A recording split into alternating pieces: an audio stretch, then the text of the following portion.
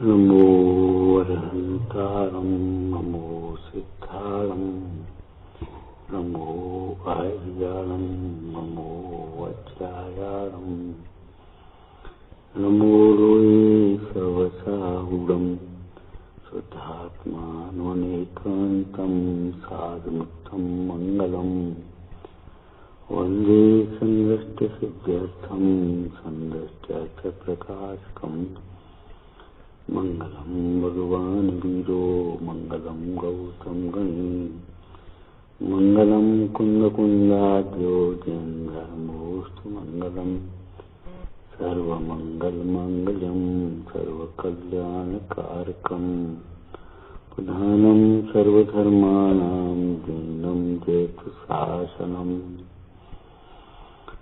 समय सार महिमागम अनुभव रस भंडार जे जाको रस जानहि ते पावे भव पार।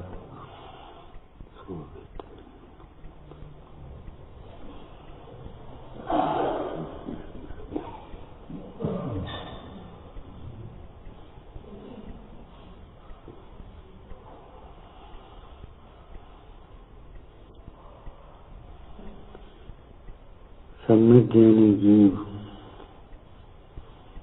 अपने को अविनाशी जानता है और समाधि में उनकी भावना भाता है। ये क्या मतलब? क्या परस्पर विरोध नहीं लगता कुछ? जब अविनाशी है तो मरण का बातें कहा।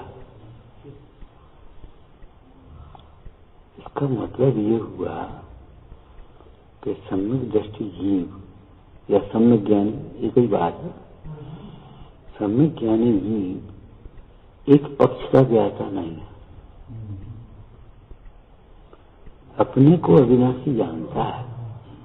इस असमान पर्याय जातीय पर्याय को तो अविनाशी नहीं जानता। मैं तो अविनाशी हूं। अरे भाई, मैं अविनाशी हूं ये बात भी सत्य है, और जिसे मैं मान रखा है वो विनाशी है ये बात भी सत्य है। जिसे मैं मान रखा है वह विनाशी है ये बात भी सत्य है।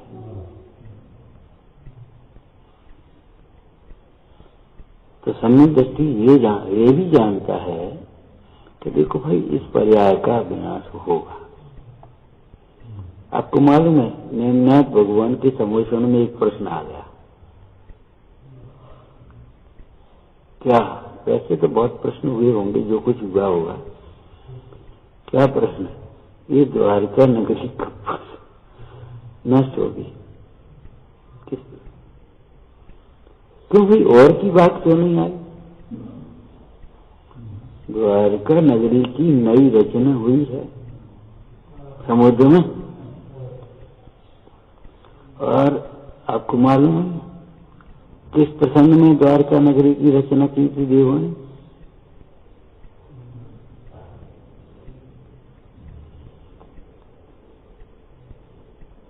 नारायण कृष्ण छोटे थे तो समझ विजय आज राजा जरासंध के भय से सौरीपुर छोड़ करके गए, और उनके पुण्य से वहां देवों ने नगरी की रचना की थी। इससे ये बात भी समझ में आती है कि जो नेमिनाथ का जन्म है वही हुआ होगा, क्योंकि नेमि कुमार के जन्म के बाद, तीर्थंकर के जन्म के बाद इस प्रकार की घटना को समझ में कम आती है, लेकिन दोनों कथन आते हैं। एक तो ये है नेमि कुमार के बाद जन्म के बाद भी गए, और एक नेमि कुमार का भी जन्म हुआ होगा। जो कुछ भी हुआ हो, हमारा मतलब ये नगरी की रचना हुई है तो इसका विनाश कैसे होगा? कैसे होगा? भगवान की वाणी में क्या आया? दीपायन के निमित्त से, एक कार्य में निमित्त तो अनेक होते, और ये मजरा के निमित्त से इस नगरी का विनाश होगा। इसमें कुछ नहीं हो सकता। यह सुनकर के दीपायन को बड़ा बुरा लगा, मेरे निमित्त से द्वारका जलेगी। तो उसने अपनी अकल लगा ली, मैं रहूंगा ही नहीं, मैं दीक्षा लेकर के चला जाऊंगा। और नारायण कृष्ण ने भी अपनी युक्ति लगाई कि भाई मजरा को द्वारका में रह नहीं मारता, निकालो बाहर, जंगलों में फेंकवा दो। लेकिन सारे विकल्प झूठे, और वहीं वो द्वारका, वो मजरा जो फेंकवाई गई थी गड्ढों में, पानी भरने से वही पानी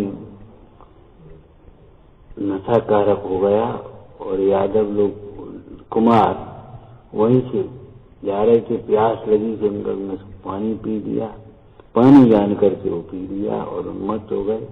उधर वो दीपायन भूल गए, 12 वर्ष में बीच में लौंड की साल महीने बढ़ते थे। सुखदेव भी आ गए, नहीं अब क्या समय निकल गया, आपको हुआ नहीं, तो आया। सुखदेव भी वहीं अपने ध्यान कर रहे थे, और वे कुमार उन्मत्त होकर के, देखो ये आ गया दीपायन द्वारका जलाने वाला। तो पत्थर अत्थर मारने लगे, बुरी भली कहने लगे, उनको सहन नहीं हो पाई।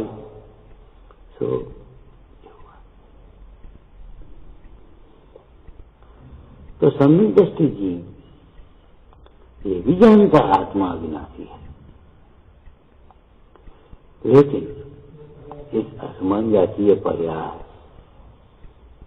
को विनाशी जानता है। इस असमान जातीय मनुष्य पर्याय का, मनुष्य पर्याय में देखा तो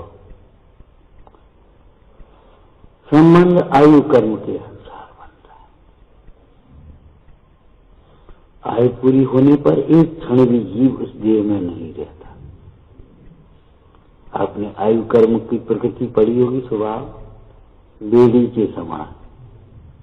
जब तक आयु कर्म है, चाहे दूसरा चाहे भैया, अब जिन, हाँ, चाहे वो खुद जीव चाहे, लेकिन वो तो आयु कर्म पूरा हुआ सो ना।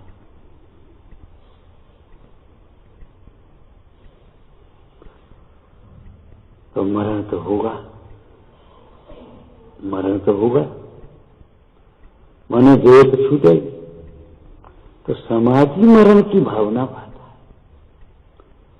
समाधि मरण की भावना न भाने वाला ही कुमरण को प्राप्त हो जाएगा।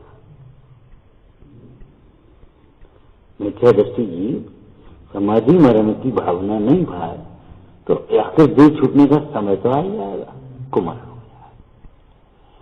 जैसे राजा अपने राज्य शासन की शपथ ग्रहण करते हुए ही, यद्यपि बाहर कोई शत्रु ने आक्रमण नहीं किया है अभी, लेकिन वो सबसे पहले अपनी सीमाओं को, पड़ोसी राजाओं को देखता है और अपनी सेना को व्यवस्थित कर देता है।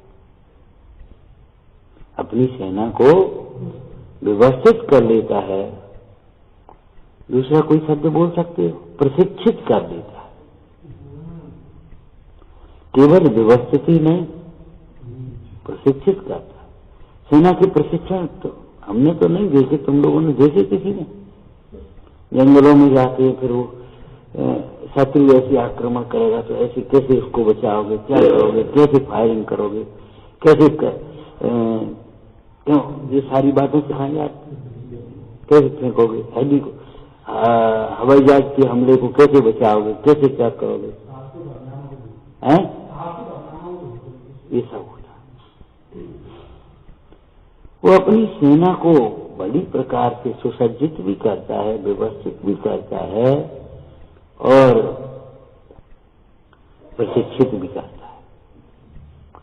कोई उसे देगा, कल का आदमी सलाह दे गए क्या जरूरत है? जब शत्रु आक्रमण करेगा तो अपने होने वाले अभी से इतना खर्चा करने की क्या जरूरत? तो जो राजा है उसके ऊपर ध्यान नहीं देगा। ये सलाह ठीक नहीं। वह राजपद की शपथ लेते ही वो सारी व्यवस्थाओं को देखेगा। कोष कितना है, ऐसा कितनी, सेना कितनी है, सेनापति कितनी है, गुप्तचर विभाग कैसा है, माने ये सारी बातें अपनी सब देगा पूरी। और राजनीति में एक बात लिखी है, गुप्तचर विभाग सबसे गंभीर है।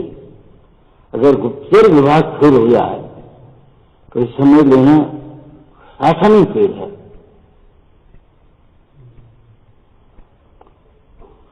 गुप्तचर विभाग को जानते हो? गुप्त रूप से साधारण वेश में विचरण करने वाले लोग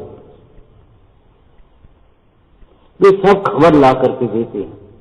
उस गांव में ऐसा हो रहा है, वहां उस फंक्शन में ऐसा हो रहा है, वहां ऐसा हो रहा है, सेना में ऐसा हो रहा है, पड़ोसी राज्य के बीच ऐसा हो रहा है। वो सब खबर ला करके देते हैं। गुप्तचर विभाग सच्ची बात है, बहुत विश्वसनीय है राजा का गुप्तचर विभाग। और जानते हो, गुप्तचर विभाग के ऊपर गुप्तचर राजा का अलग से विभाग, उसको बस राजा जानता है, ये समझ लो। ये इस शासन प्रणाली में गुप्तचर विभाग का महत्व है, वही मोक्ष मार्ग में गुप्ती का महत्व समझना चाहिए। अंतर इतना है कि जब अपना उपयोग अपने स्वरूप में गुप्त होता है तो केवल अंतर की ही नहीं, बाहर की भी से सारी खबर मिल जाती है। हमारे आचार्य भगवंतों को द्रव्य क्षेत्र काल भाव का ज्ञाता होने के लिए रेडियो टीवी की जरूरत नहीं है, अखबारों की जरूरत नहीं है। उनके ज्ञान की स्वच्छता में सारी बातें अपने आप झलकती हैं। ज्ञान की स्वच्छता में सब बातें झलकती।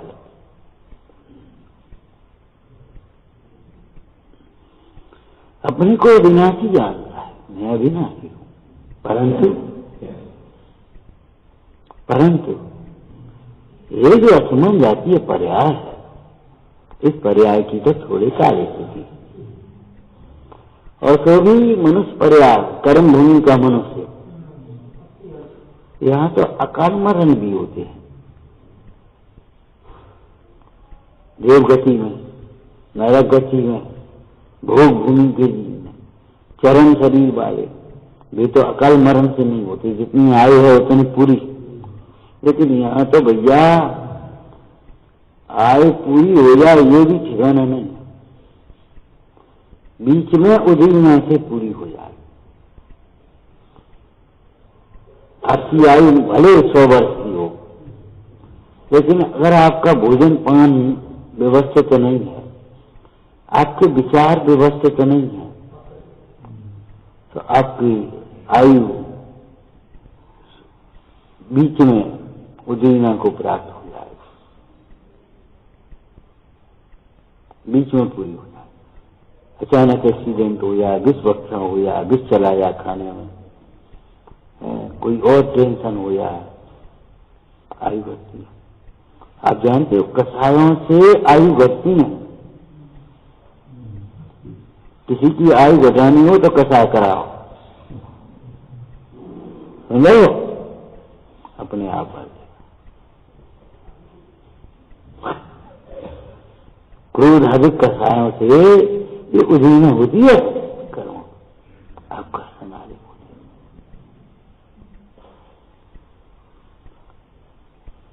नए बनने वाले आयु में भी ऐसा होता है, ये देवगति की आयु बंदी ऊंची बंदी हो और बीच में कषायों की प्रसंग बन जाए तो ये आयु का आकर्षण हो जाएगा, मन नीचा देव हो जाएगा। और कषाय मन होकर विशुद्धि विशेष हो जाए तो फिर क्या होगा? स्थिति बढ़ जाएगी, आयु पूरी हुई, उत्कर्षण होगा, नरक में उल्टा होगा। अगर नरक आयु बन गई है और बीच में परिणाम की विशुद्धि हो जाए तो नरक आयु घट जाएगी। जैसे श्रेणी की केवल 84 लाख वर्ष की रह गई, 84,000 वर्ष, 10,000 वर्ष की जगह में आयु है नरक में। तो पहले नरक में गए 84,000 वर्ष रह गए, जबकि आयु बनी थी नरक की। बताओ कितने साल और कितना कट गया, सम्यक पूर्वक होने वाली विशुद्धि के फल।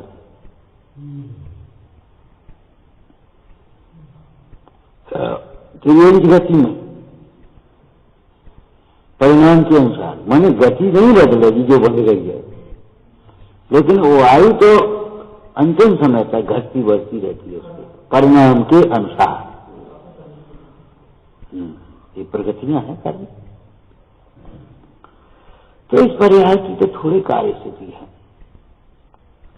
और अपने तो ज्ञान में भी नहीं है, इसलिए एक अनिश्चित है।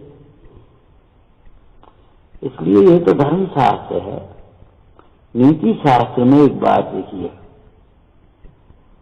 बोलो बताओगे? हम अजर अमर हैं ऐसा जानकर तुम लौकिक कार्य करो, चाहे जो कर लेंगे कहा।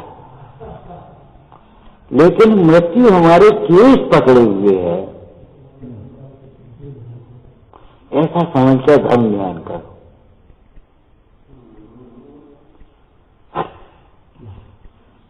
सुबह से शीघ्रम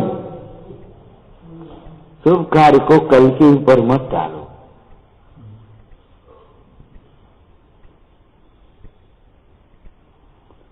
वेश्याएं पड़ी, कसाय की मजबूत गांठ बन जाना कृष्ण वेश्या के परिणाम में। अनंतान मंदिर में भी है। आज कोई बात हुई, बस पकड़ के बैठ गए। अब महीना भूल रहा है, जिंदगी भर भूल रहे भाई। ये बोई है, अरे कितनी का पर्याय बदल गई। जो बोई है वो तो तुम देख ही नहीं रहे क्या? हाँ वही है, वो तो आत्मा है। ये अगर तुम इस अवस्था को देखते हो, उधर को देखते हो, तो वो तो जाने कितनी बदल गई पर्याय। ये बोई है, जाने ऐसे करो तो, जाने ऐसी कही थी, जाने ऐसी हमें नहीं गई थी, जाने हमारे क्रम में ऐसे रोड अटकाओ तो ये बोई है। अरे बोई नहीं है भैया, कितनी पर्याय बदलती,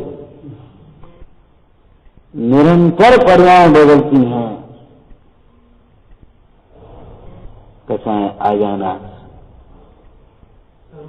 कर्मोदय जने की थपे हैं,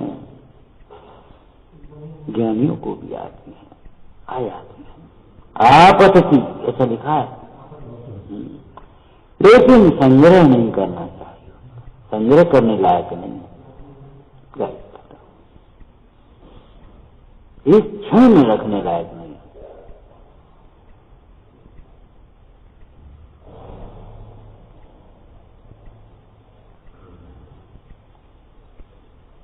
एक क्षण भी रखने लायक नहीं।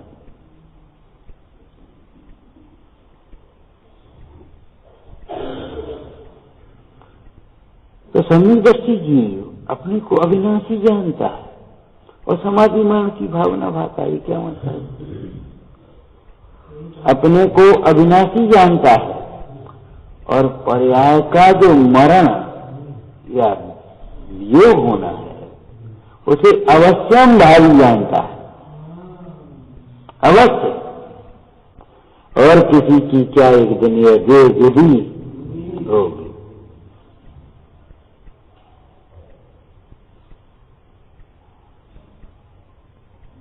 और किसी की क्या एक दिन ये जो जुदी होगी। अब किसी दिन किस दिन होगी तो ये हमें पता नहीं। जब हमें पता नहीं तो हमको हर समय सावधान रहना चाहिए।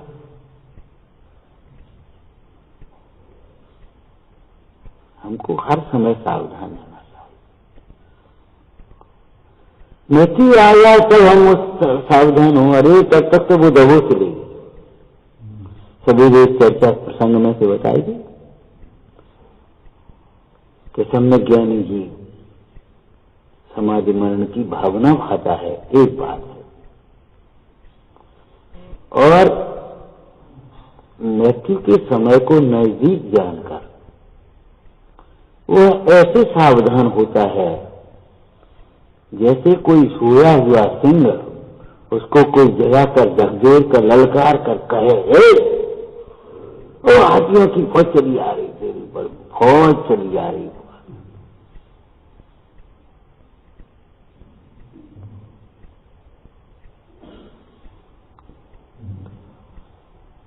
तो वो एकदम जगता है और जाग करके वो एकदम देखा उसने, फौज तो अभी दूर ही थी लेकिन उसने एक गर्जना की उनका, उसे सुनकर के बैरी कुल कांपे ने भौं की विकार था, कैसे कैसे बली रूप जग में विख्यात भये, बैरी कुल कांपे ने भौं के विकार था। पढ़ना छंद में, लेकिन नीचे क्या लिखा है, बहुत सुंदर लिखा है जैन शतक में, काऊ सोन हारे एक हारे होनहार था। कहूं हार नहीं मानी, लेकिन होनहार के आगे देवी हार गए भाई।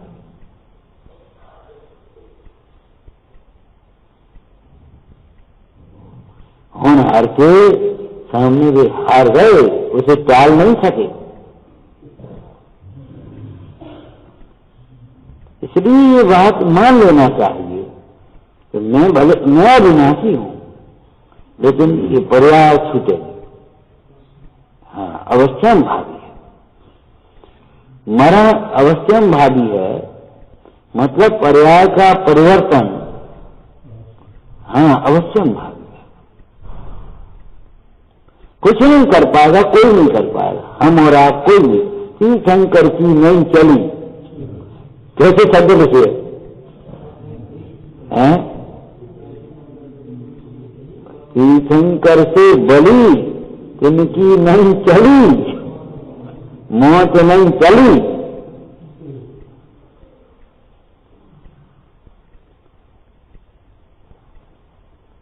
जैसे आलोचना पाठ में आप पढ़ते हैं,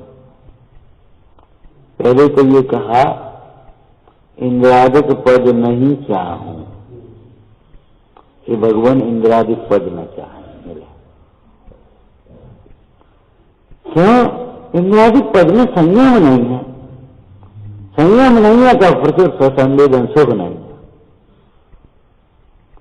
आपको प्रतीति हो कि मिश्री मीठी है, इससे क्या हो जाएगा, इससे आप भटकने से बच जाएंगे, लेकिन स्वाद तो नहीं आएगा। स्वाद के लिए तो आपको मिश्री का आस्वादन चाहिए, केवल प्रतीति ही पर्याप्त नहीं है। समझ में आया? ऐसी आत्मा में सुख है, ऐसी प्रतीति का नाम सम्यक दर्शन है, लेकिन सुखी होने के लिए आत्मा का अनुभवन चाहिए, केवल प्रतीति नहीं। जिस समय अनुभवन है उस समय सुख का वेदन है, जिस समय अनुभवन नहीं है उस समय सुख का वेदन नहीं है, प्रतीति बढ़ती है। तो प्रतीति के बल से वो भटकता नहीं है, बार बार आत्मस्वरूप को भाता है, ये बात अलग।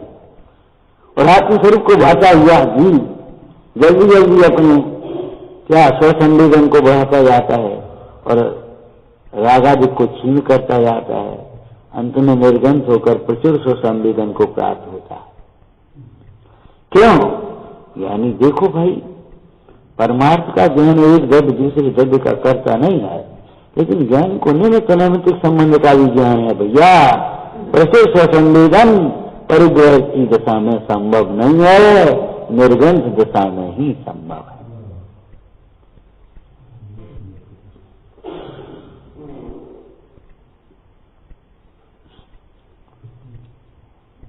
निर्गंध दशा में ही प्रचुर स्वसंवेदन संभव है। तब तक चंद्रप्रभु चरित्र का हम कई बार प्रसंग सुना देते आपको। एक क्षेत्र में वह राजा पद्म क्या विचार करता है, पद्मनाभ राजा जहां पग पग पर कसायों के प्रसंग हैं, ऐसा ग्रस्त जीवन अब हमको इष्ट नहीं है। हमें तो यह मुनि जीवन, निर्गंध जीवन इष्ट है, जहां पग पग पर प्रचुर स्वसंवेदन होता। अरे ये परिग्रह कसाय का निमित्त है। गांव की भाषा में कहें तो आदमी आराम से रहता था, 10 लोगों की झोपड़ी थी, आराम से रह रहा था, और एक को पक्को कमरा बनो, समझ लो सबको बैर इकट्ठो हो जाओ, पक्को काय बने, कोई मतलब ही नहीं है, लेकिन बस जबरन।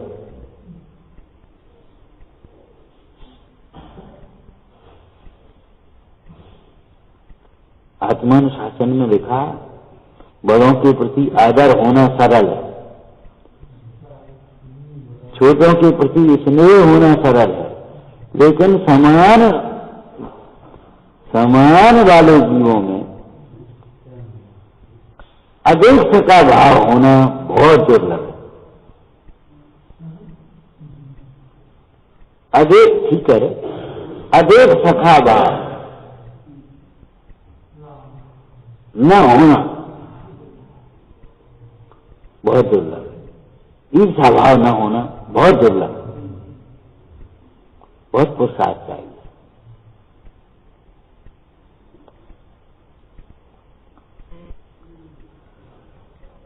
तो ये भी जानता है इस पर्याय की बिना सारे संयोग छूटेंगे, इसलिए 2 बातें छूटेंगे तो छूटने की तैयारी हो जाना चाहिए। उसका पहला चरण बताया था, छूटा हुआ समझ लेना ही पर्याप्त नहीं है, ध्यान रखना। छूटा हुआ निरंतर भावना भाव। बहुत लोग कई बार ऐसा होते, किसी दूसरे का धन हो, आपस में भाई का ही हो, बहन का हो, बच्चे का हो, और उसमें अपने व्यापार में लगा, चांगर दे दी, चांगर दे दी, चांगर दे दी। और कभी कोई प्रसंग ऐसा बन जाता है कि ऐसा नहीं कि नहीं देना चाहता, लेकिन कोई आवाज नहीं दे पाए, बोलो होता है कि नहीं, तो उसको अलग समझना अलग बात है। क्या अलग समझ रहे, बंद खाते में जमा कर ले, इतनी जिंदगी भैया की जमा है, ठीक है ना, और अपने व्यापार में लगे। भैया अरे चांगर ले ली, तुम चिंता क्यों कर रहे, चांगर। लेकिन समझदार व्यापारी या समझदार आदमी कहेगा, देखो भैया 8 दिन पहले न कह दी या 2 दिन पहले कह दी, जैसी गुंजाइश हो, तभी वो चांगर। चांगर का मतलब ये नहीं है 7 बजे तुम पहुंच गए, अरे भैया तुम सवेरे करिए, सवेरे ले लीजिए।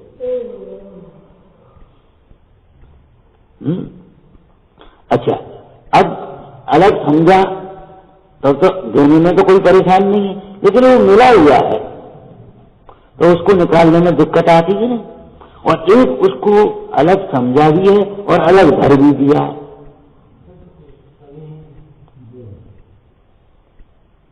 अलग रख दिया है।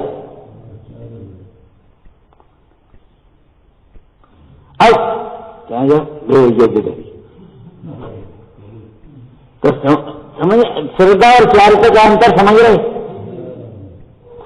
श्रद्धा और चारित्र का अंतर, एक तो अलग समझ लेना और एक अलग उपयोग में लेना, निरंतर अलग की भेद ज्ञान की भावना हमारा।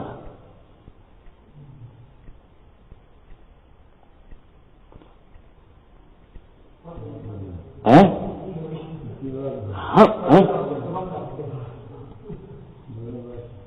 हाँ, सूक्ष्म बात है भाई।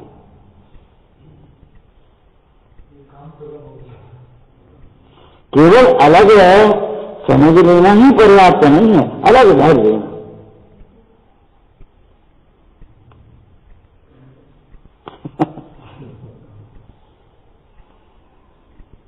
ऐसे ही देह और आत्मा को भिन्न समझ लेना ही पर्याप्त नहीं है।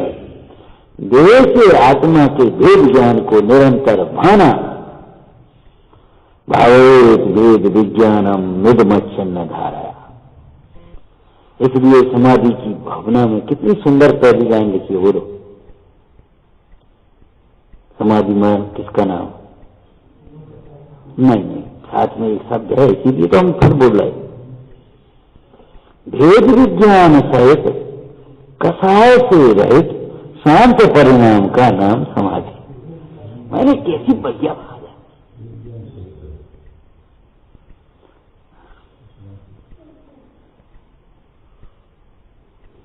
समझना, भेद विज्ञान सहित और कसाय से रहित।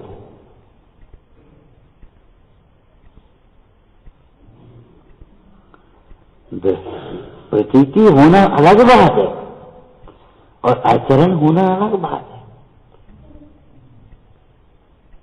सम्यक दर्शन से अनंत गुना पुरुषार्थ सम्यक चारित्र में है। आप क्या समझ रहे हो? शायद सम्यक दृष्टि जीव भी कितने वर्षों घर में रहे, कैसे निकल पाए? हालांकि कैसे निकल पाए मैंने कोई ताकत लगाई या इन्हें धक्का देकर निकालो, ऐसा नहीं है। लेकिन जब जब आपने बैराग के प्रसंग पढ़े होंगे, उस बैराग के प्रसंग से पढ़े जुड़े हुए 12 भावनाओं के चिंतन पढ़े होंगे,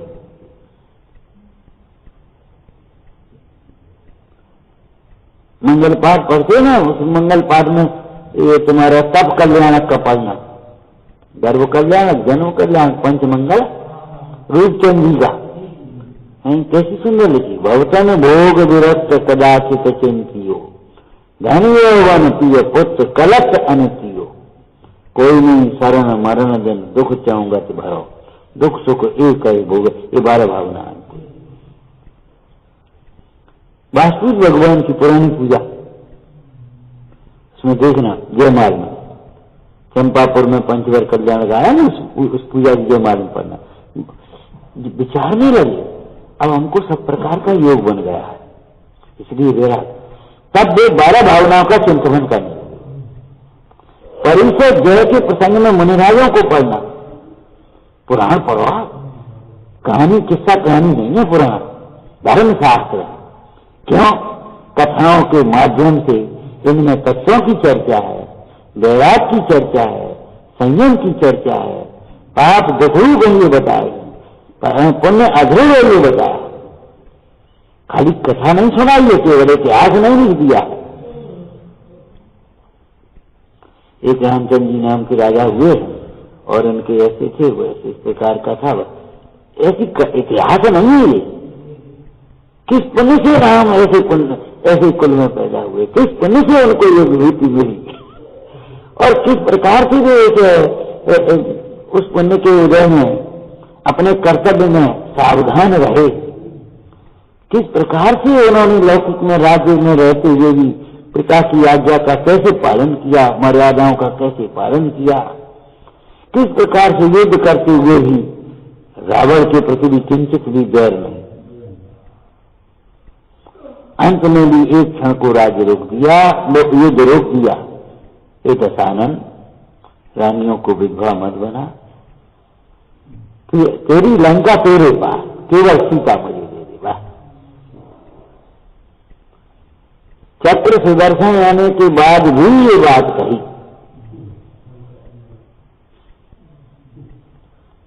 मैंने ऐसे प्रसंग में भी डर न होना। उत्तम क्षमा के प्रसंग में कैसा लिखा, आज हम जरा जरा सी बातों में बस जैसे कोई दुश्मनी हो गई हो, अब दिन भर नहीं बोलेंगे, अब दिन भर नहीं करेंगे। अरे भैया कब पागल हो गए हो, घुटक रहेंगे, ये बोलेंगे हमसे कोई कहे,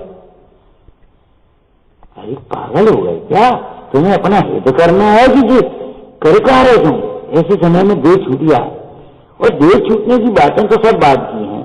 हमें एक बात कहते हैं, कर्म बंद का समय कौन सा है ये बताओ? हर समय कर्म बंद हो रहा है, हर समय आकुलित हो रहे। क्यों अपनी प्रसन्नता को घात करते हो? क्यों अपने तत्व ज्ञान आराधना का घात करते हो? एक क्षण भी, अरे आई और गई, उसने जाने कौन था, क्यों, क्या बात है, यहाँ क्यों बैठे भैया मन गए, वो मन खराब हो गया। अरे पागल, अरे कोई बात आ गई, तुमने कह दी, जिनने कह दी, कोई कुछ हो नहीं तो गई, हमारा हम से रोटी खा खा के बात दे देंगे, माला फेरो। हाँ समाज करना और कोई बेर नहीं खाए, ये लाइन इतनी प्यारी रहती है जैसे मोही को अपने बाल बच्चे प्यारे लगते, बाड़ी को पई धन प्यारा लगता है, भोगी को भोग प्यारे लगते, ऐसी लाइन। अरे देर मिटाए, खाने तो देर मिटाए, सीधे बैठ गए, समाज का विचार करने लगे, क्या विचार, कैसे देर मिटेगा, बोलो। मेरे तो एक आत्मता में ममत जो पीनो और सदैव में ब्रह्मयान समता रश्मीनो, ये खत्म हो गई। दर काय को दर उत्तम क्षमा के उस लाइन में कैसी सुंदर बात लिखी है, बैल तो सोन तहां धरे, क्या भाई बोलो, घर पे निकारे तन बिगारे, बैल सोन तहां धरे। तुम्हें तो भैया घर से नहीं निकाल दो, तन में नहीं बिगाड़ दो, तुम्हें कभी नहीं कर दो, खाओगे तुम खेल के बड़ी निकाल मिल जाए।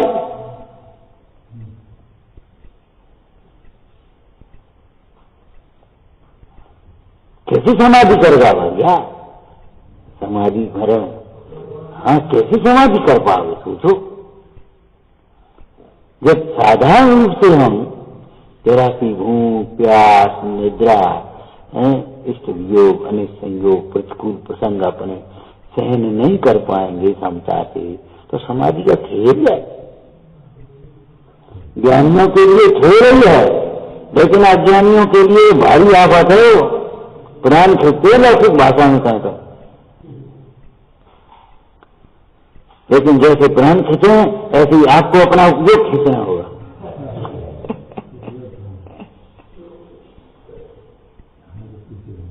कोई लाल जाए पकड़ के खींचने लगे और खींच के ले जाएंगे तो बस बता जा, या तो पकड़ खींचे ली और या तो जा छोड़ दी जाएगा, भैया हम बचिए, और हम जब पकड़ेगा हम खींचे नहीं चले गए। अगर वो बलवान और जब पकड़ के खींचते थे और हम जब पकड़ चतुरा से लोग न रहे तो हम खींचे चले जाएंगे नहीं। कोई दृष्टांत पढ़ा हो तो बता, शास्त्र आत्मानुशासन में है, आत्मानुशासन है का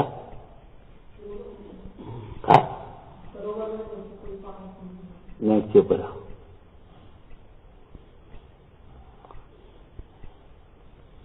इतनी जल्दी पड़ती क्यों भाई, चमरी गाय होती है, चमरी गाय आज क्रोध में रुद्र का दिया, मान में बाहुबली का दे दिया, माया में शायद किसी का नहीं है। माया गर्त में वो साधारण दिए, दृष्टांत देकर के नहीं है, और लोग ने चमरी गाय कर दिया।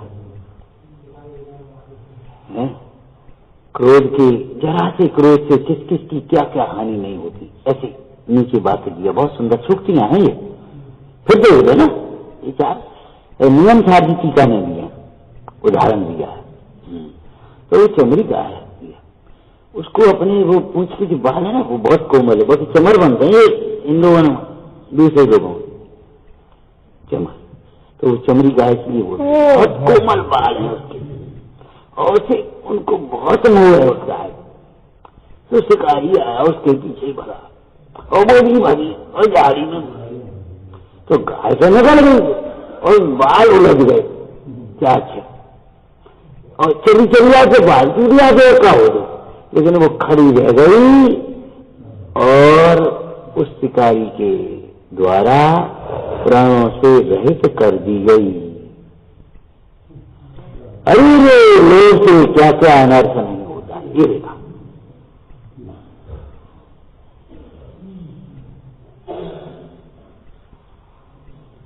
मैंने चार बाल हो गए और कुछ नहीं, बाल तो गए ही, फिर बालों के लिए तो उसको मारते ही गाय को।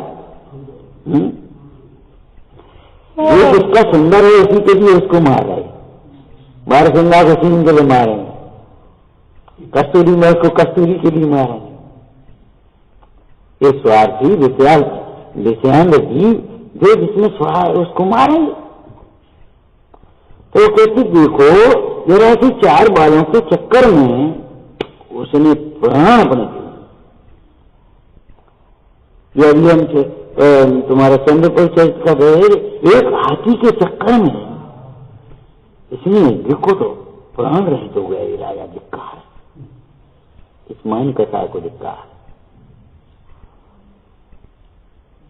लौकिक में तो तुम सुने कि भैया 7 किया थे सब हैं, 4 को खा 3 को खा, क्यों भाई? कि पहले बोले थे 3 खाए वो, तो ऐसे चुपे रहे, किताबें ले आए थे, बोले ही नहीं एक दोनों में से। बोलो जब चिता में आग लगने को हुई तब वो आदमी कहे भैया 4 चीज खा ले, मैं 3 ले। अब ये आदमी 7 थे तो बेचारे नहीं भूत भैया ये लौकिक तुमने सुना है? तात्पर्य ये है कैसी विडम्बना है इन कथाओं की।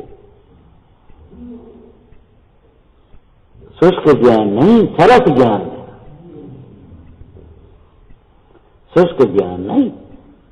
एक नींबू ले आना बेटा, अब तुम ले आंसू को झाको, कैसे नहीं ले क्या करे? ये मेरा सही है कि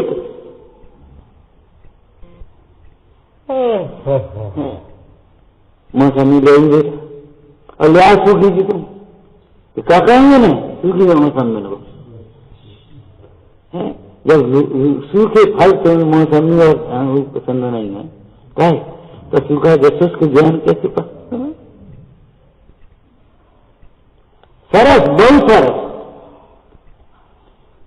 मालूम है एक दौलत राम जी ने क्रिया कोश लिखा, उस क्रिया कोश में क्या लिखा? अध्यात्म चर्चा से सरस चर्चा नहीं है दूसरी, अध्यात्म रस के समान कोई दूसरा रस नहीं है। समयसार नाटक में तो पंडित जी ने अनुभव के रस को रसायन कहते जब अनुभव अभ्यास पंच अमृत को कौर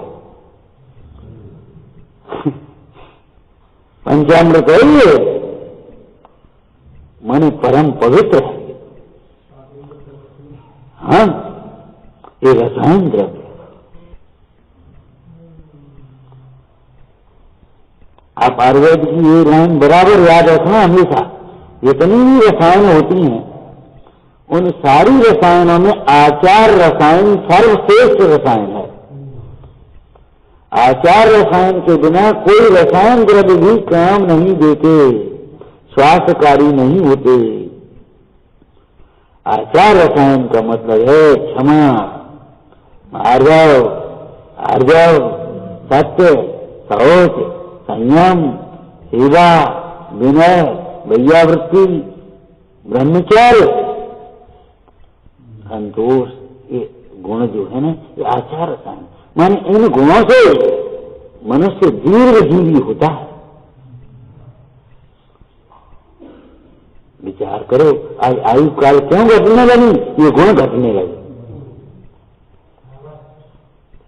तुम सोचो अकेले दीर्घ ही से या तुम्हारे मेरा में टैलेंट है दीर्घ जीवी होते ऐसा मत समझ लेना कि मकरे धरे मृत्युंजय से दीर्घ जीवी होते हो, ऐसा नहीं है भाई। कसायों से जीव क्षण क्षण मरता है, मोह से मरता है। तो समाधि अपने को अविनाशी भी जानता है और समाधि मन की भावना भी जानता है। तुमने बांटना शुरू किया और हमारे मन में विकल्प आ गया कि बस देख चल के चले आए, यही बोलते भाजपा जी हम कौन बोले से सोच रहे थे। बताओ अविनाशी और समाधि मन की भावना जितने 2 बातें विरोधी कैसी? हाँ 2 बातें विरोधी हैं। कैसी विरोधी हैं कि आत्मा ध्रुव है, अविनाशी है, लेकिन पर्याय विनाशी है। हूँ दृष्टि से अति पवित्र परिणति मात्र पावन है। हूँ दृष्टि से अविनाशी परिणति मात्र विनाशी है।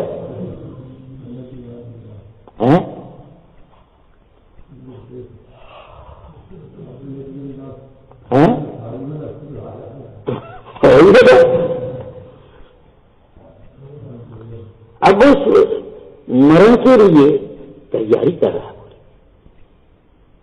अपनी सेना को प्रशिक्षित करता है। सेना मालूम है आप 12 भावना मंगत राज की पढ़ी, 57 भेद क्या नाम आश्रम के थे और 57 संवर के थे। पंच महाव्रत समित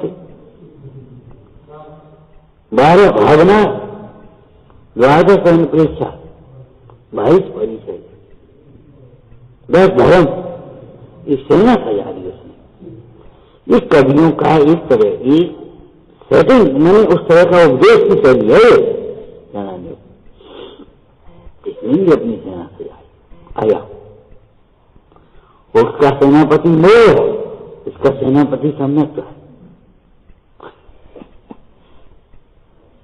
वो अपने दुर्भेद चले गया करके बैठ गया आया।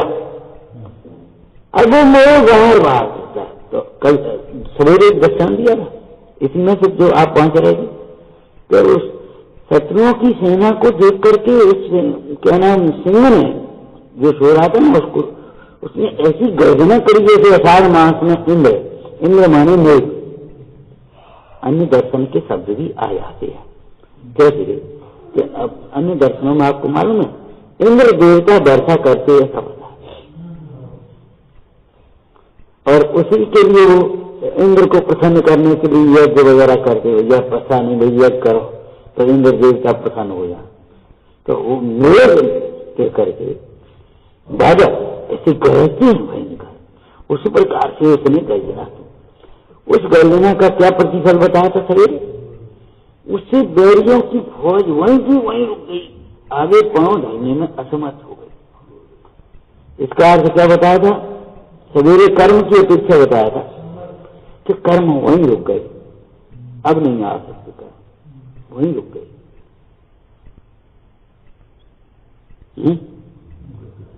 और हलचल मच गई उनमें, उन कर्मों में हलचल मचने का मतलब कुछ कर्म संक्रमित हो गए, कुछ अपकर्षण हो गए, कुछ पुण्य में हो, जैसे मिल जाते ना बहुत ही, जाके बाण में मिल गए भी चले गए, बिल्कुल वही इसी प्रकार का। मैंने कर्म पाप कर्म की प्रकृतियां कुछ पुण्य रूप हो गई या संक्रमण आदि हो गए, कुछ बुद्धि न हो गई, एकदम आ गए कुछ आगे पैर धरने, उनके ऊपर सिंह के पराक्रम की छाप पड़ गई, मन भयभीत हो गए। ऐसे आत्मज्ञान के पराक्रम की, आत्म ध्यान के पराक्रम की छाप पड़ने के ऊपर पड़ जाए। अब यहाँ इस मृत्यु के प्रसंग में कर्म की अपेक्षा एक दूसरा शब्द जोड़ रहे। देखो वो सावधान हो गया, मैं तो अविनाशी किले में था, तो मृत्यु आ रही थी, वो रुक गई। कहां तक रुक गई? बस शरीर तक, अब ज्यादा हम मान नहीं सकते।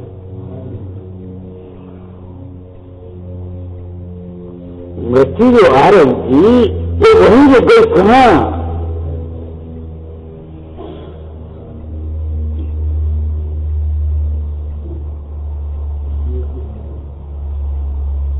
एक पौराणिक दृष्टांत बताया।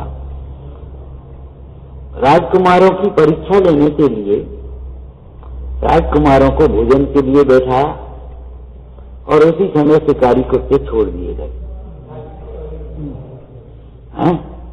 अब दूसरे राजकुमार तो बेचारे भड़बड़ा करके उठे और कुत्तों को भगाने में लग गए, और वो तुम्हारा पुराने राजा कुमार के कुछ भी कोई दोनों के साथ में ये प्रसंग बने, और नहीं भैया क्या करें?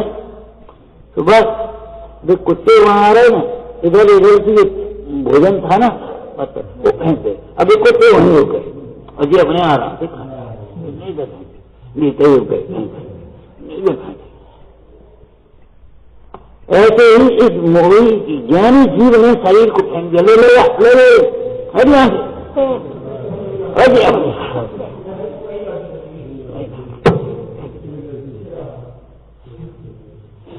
क्या सुंदर भाव भाषण करना चाहिए, तो हमारा मतलब ये है। अब जो शरीर से चिपको वो विचार रहे मरे मरे मरे मरे भैया, बचा बचा बचा। अब उसने शरीर उठा के ऐसे भयंकर ले ले, क्या ज्ञान? भिन्न जानना अलग बात है और भिन्न रख देना अलग बात। दृष्टि में भिन्न होना अलग बात है और उपयोग में भिन्न होना अलग बात। समाधि मरण में उपयोग में भी देह को अलग करना।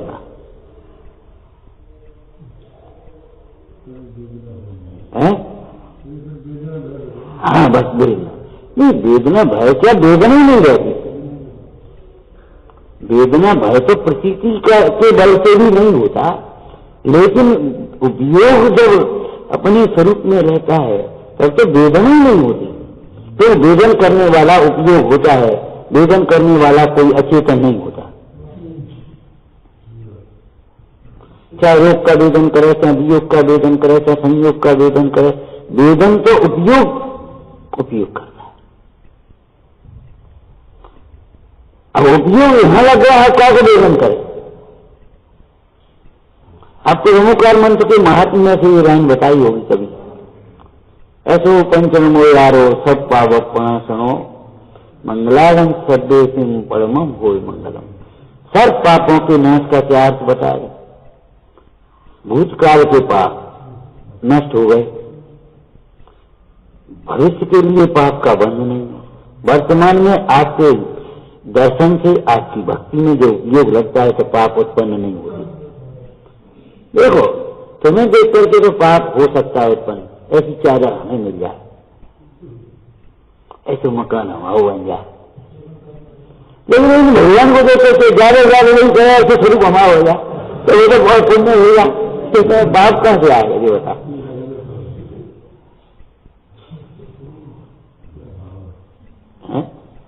भाई भगवान को देखो तो हिंसा का भाव नहीं आ सकता इसमें, झूठ का भाव नहीं आएगा, चोरी का भाव नहीं आएगा, यहाँ तो पाप छूटते ही।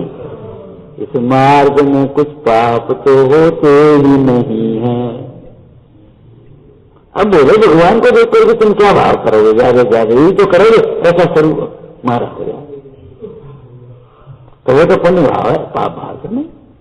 ऐसी वितरागता हमारे हो, ऐसा ज्ञान हमारे हो तो वो पुण्य भाव है भी, पाप भाव तो नहीं। तो भूतकाल के पाप कैसे नष्ट हो गए? तो भूतकाल के कुछ पाप तो पुण्य रूप संक्रमण हो जाते भक्ति में, अब कर्षण हो जाता है।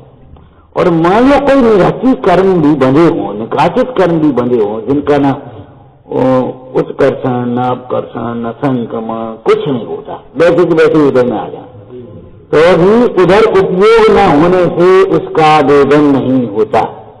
याद किया ना? उसका भले वैसे ही उदय आ जाए, जैसे महामुनीश्वरों को उपसर्ग का प्रसंग बनता है ऐसे ही कर्म है उपसर्ग आते, लेकिन उधर उपयोग न होने से वेदन कौन करे? आप वेदन कौन करे? वेदन करने वाले को तो उसमें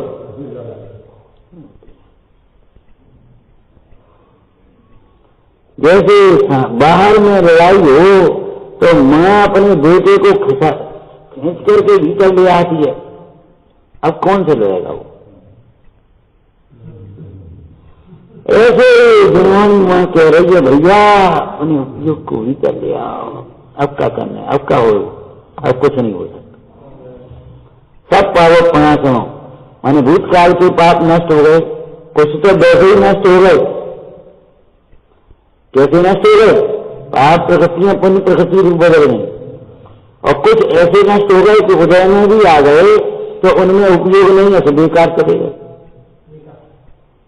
अब वर्तमान में पाप उत्पन्न नहीं हुए, आगामी पाप का बंध नहीं हुआ, तो सब पावकपणा सुनो।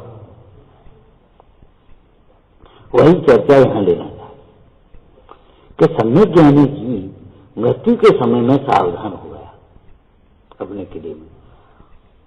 ये जो शत्रु आक्रमण करते हैं वो असावधानी की मौका देखते, ये सावधान हो जाए तो फिर जीत नहीं पाएंगे।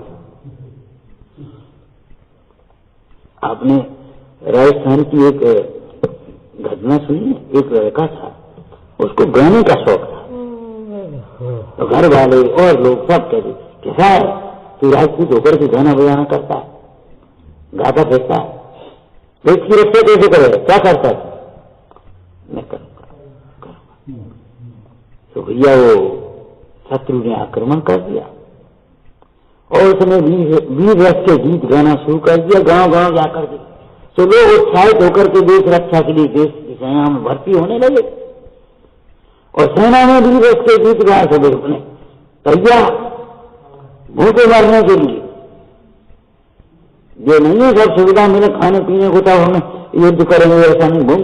हर देश के भी प्राण देने के लिए तैयार सेना में घूम कर, तो गांव में घूम करके सेना में भर्ती करे और उधर सेना में गा करके सेना को उत्साहित करे। एक दिन वो बीच उसका बढ़िया गीत गा रहा था, तो शत्रु से के सैनिक ने सुन लिया होगा और उसको पकड़ लिया, लड़के को पकड़ लिया। सो अपने सेनापति के पास ले गया कि ये लड़का बहुत अच्छा, क्यों सुनो तुम्हें हमारे लिए गीत गाना होगा और नहीं तो तैयार हो जा मरने के लिए। तो अब मरने के लिए तैयार होने की बात उसने नहीं कही, छल कर दिया उस समय। छल नहीं है, ये युक्ति है। छल होता है दूसरे को ठगने के लिए और युक्ति होती है अपने को बचाने के लिए। सुदर्शन सेठ की युक्ति थी, छल नहीं था।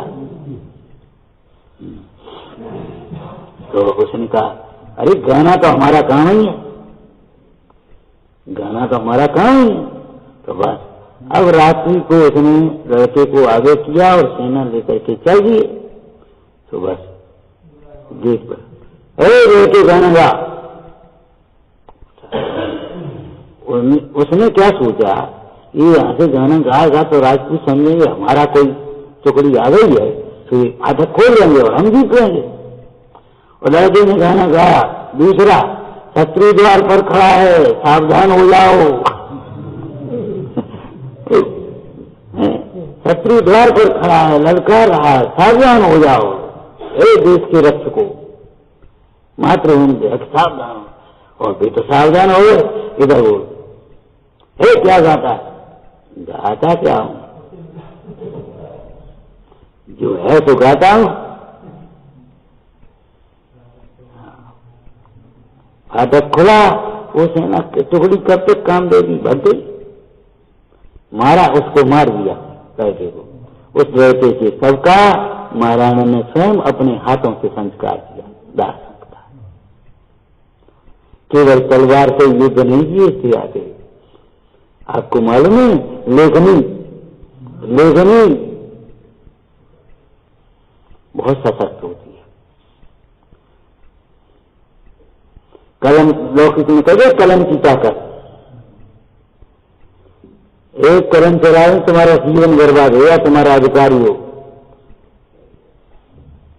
तुम्हारे प्रिंसिपल हो, तुम पढ़ते हो ना, एक कलम चला दें चारित्र को सारा जीवन बर्बाद हो जाएगा।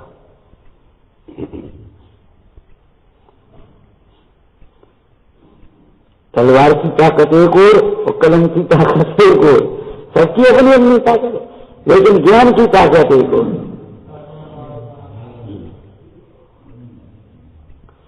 तो मृत्यु को देख करके वो ऐसे सावधान हो गया, सोचा ऐसे में सावधान हो गया।